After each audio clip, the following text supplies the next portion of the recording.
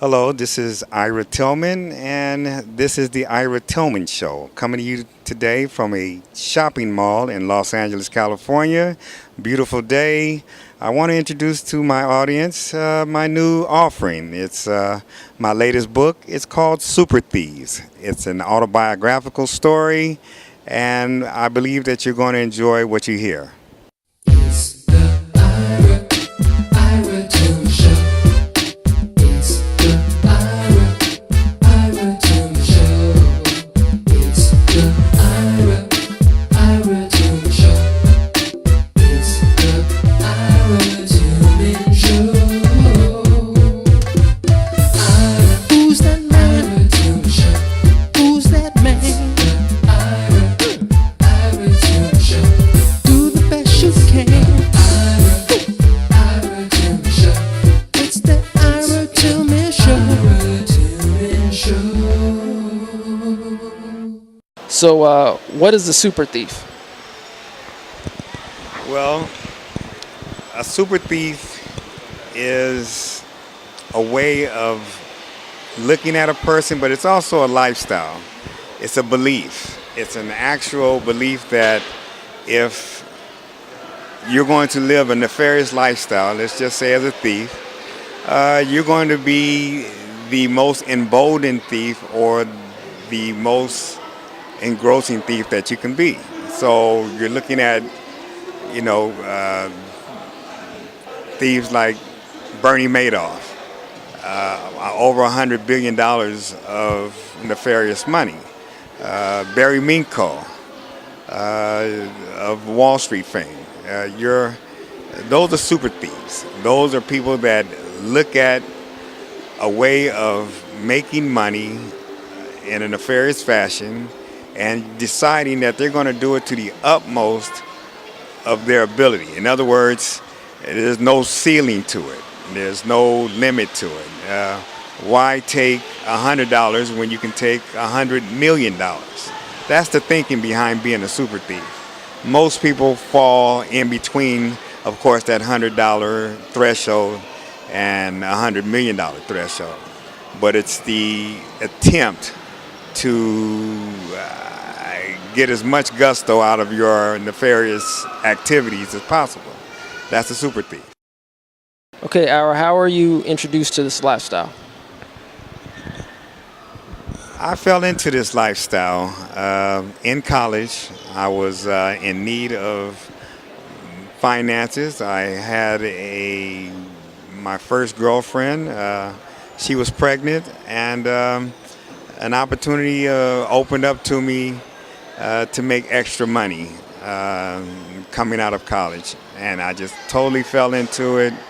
It was an activity that was mushrooming and developing. It was never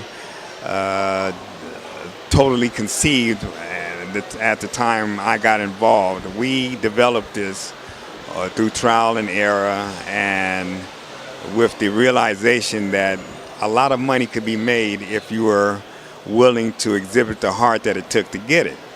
And that's what it was. We hit the ground running and never looked back. Millions of dollars later, tens of millions of dollars later, the lifestyle could be addicting. It's a lifestyle that totally engrosses you. You have no stop button, no panic button. You just keep trudging along. It's like falling into Aladdin's cave and seeing mountains of gold and diamonds and pieces and articles of wealth. You never get tired of it. And that's what it was for us. We were young, we were brash, it was the early 80s. The drug culture hadn't been established yet. And we were developing something, and it was mushrooming and volcanoing into something that was going to take us across country and afford us to live a lifestyle we could only dream of. All right, Ira, what were the pros and cons in living this lifestyle?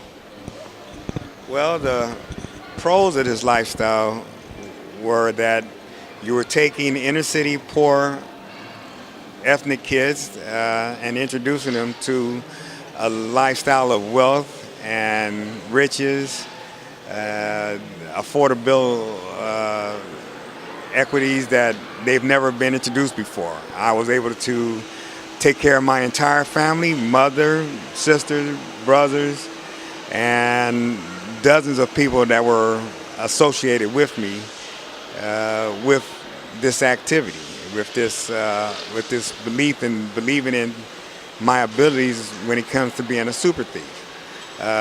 We're talking hundreds of thousands of dollars where, just weeks ago you had maybe, $10 in your pocket and you were eating donuts and trying to figure out a way to get to your next pile of cash.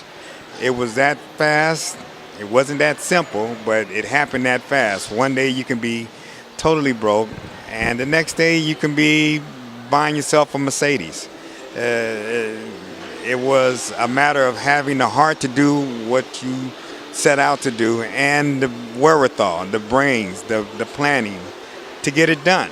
And we developed this lifestyle, and we wrote the rule book as we went. There was no set standard for this. It was unprecedented. Nobody had ever lived this type of lifestyle before. And our group on the west side of Los Angeles, we're talking BPS, Black P Stones, Rolling Harlem 30s, Rolling 60s.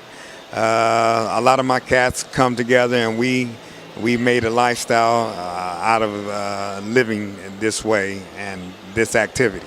So Ira, what were your targets and how did you choose them?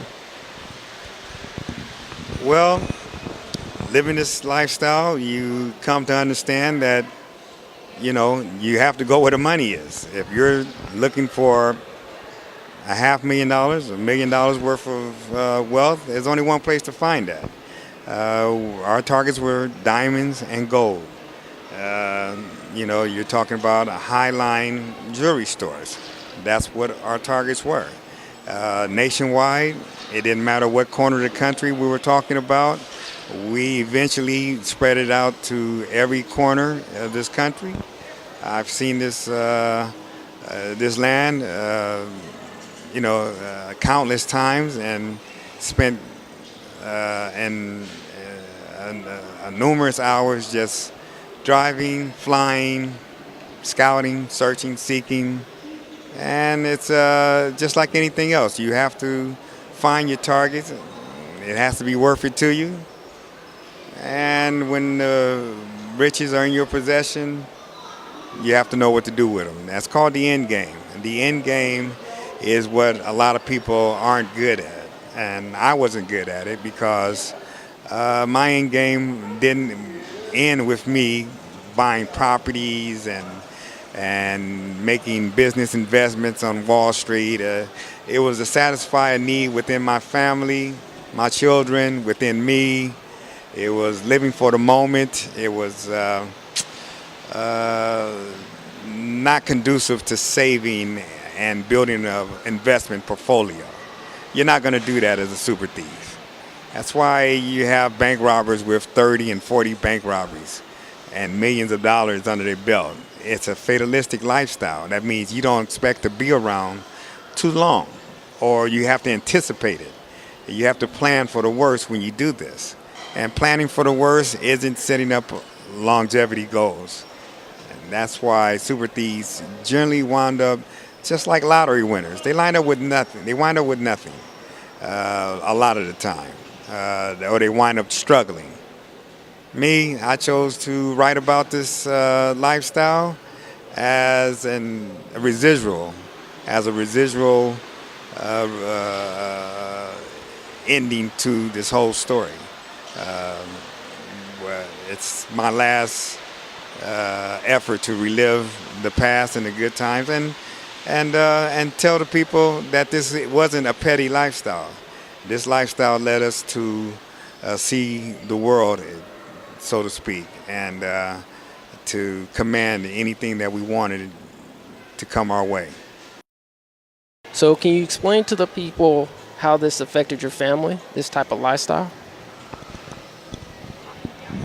Well, there's a lot of effects to it. First of all, you're going to take your family and yourself to a place in their life that they never envisioned being. You're going to have the highest of highs. You're going to be able to shop anywhere you want to shop, or do the things that you've always wanted to do. Eat where you wanted to eat. It's just there's no limit to it. Cash money is the business, and I was able to affect my immediate surroundings with luxuries and possessions that they never thought they would be able to afford. Consequently, it drives you crazy. You go crazy with money if you've never been prepared to have money.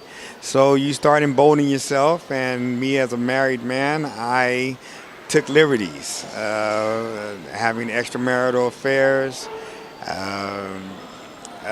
living dual lifestyles with different women and different families. I basically sabotaged myself and my happiness and my family atmosphere because of this lifestyle.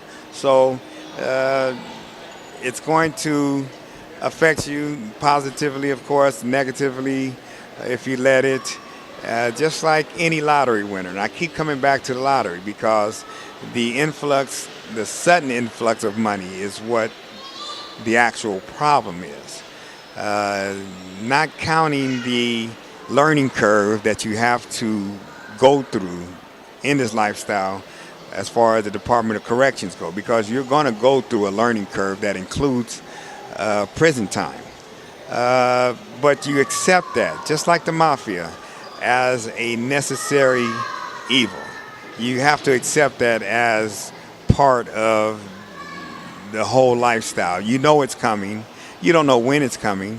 And you're just hoping that nobody's harmed in the process, which, thank God, nobody was ever harmed in a caper that I ever put together. But the thing is, it's going to affect you. You're going to be lucky just to come out the other end a lot smarter, maybe not as financially liquid, but you're going to come out a lot smarter, and you're going to be able to teach. And that's what I'm doing now. I'm trying to teach people that this lifestyle is over. Technology, GPS, and law enforcement has caught up to this lifestyle, and nobody's ever going to live it again the way we have. This is why I'm explaining the lifestyle to the viewing audience right now. This lifestyle is over. Okay, Ira, how does the story end for you? Well, for me, it ends with the realization that, this lifestyle is over. This is not a game to be played anymore. It was something that we went through in the 80s and 90s and early 2000s that has its expiration date, so to speak. So it ends with me writing books. This book is an autobiographical piece. It's called Super Thieves. It tells you the exact thinking that went behind living this lifestyle, some of the trails that we blazed, and in a way, it's a cautionary tale. It tells of wasted potential that a lot of us have and that we never expanded on. Some of our best thinking went into taking something from somebody else that thought they were invulnerable. Well, if you want to look at that as a sort of genius, then I could be a genius if that's how you want to look at it. But I'm finding my writing legs. This is book number 2. I'm on book number 4 right now. I'm actually writing a cop drama about a female police officer and her exploits in her agency. It's redemptive. But I consider myself a writer now after 4 books, and this is how it ends for me. It's not going to end this well for everybody. But like I said, it's up to the individual how their story is going to play out and how it's going to end. It ends with me writing books.